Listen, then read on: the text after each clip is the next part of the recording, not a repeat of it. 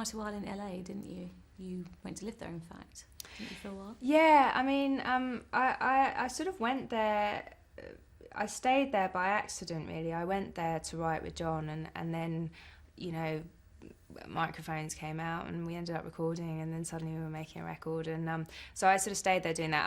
I was coming home a lot as well, and you know, I have to say I loved it there. I wasn't sure at first, and then I had a great time, and it's actually it's a great place to go if you know what you want to do and you've got a sort of creative project that you want to follow through on. It's actually a great place to experiment and just feel really free. And you know, it's a city that in my opinion, you know, it's built on storytelling and imagination, and actually you sort of start soaking that up, and also just like leaving the city and just seeing. I mean, California is amazing to look at. You know, I've lived in London my whole life, so driving to somewhere like Yosemite, and you know, or driving through the desert and listening to you know, old Brian Eno albums is like, it just doesn't get any better. But you worked with Brian Eno as well, one of the tracks. Yeah, actually that was because I've been driving through the desert listening to Another Green World, which is like one of my favourite records, and I had one of those moments of, you know, like that I get sometimes when you're listening to music, of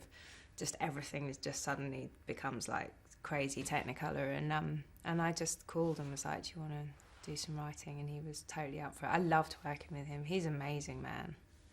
Of course, you worked with Coldplay as well, didn't you? Yeah. On your album. So he's got great credentials anyway, hasn't he? Now, your rise to success was kind of meteoric, wasn't it, from the first album, No Angel? Was that easy for you when you were suddenly in the spotlight? And how do you deal with fame now? Is it something you're comfortable with? Would you still kind of shy away from it? No, I mean, it was definitely a shock. It was definitely a shock. I think the nice thing was that I was on tour the whole time, so I didn't really see it happening in a way. Like, the venues would get bigger, and then I'd want to pull it back because I really like playing in small venues. So in a way, I was less conscious of it than a lot of people around. And but then definitely when I got home, it was like, wow, a lot has happened in the last 9 years. This is pretty crazy.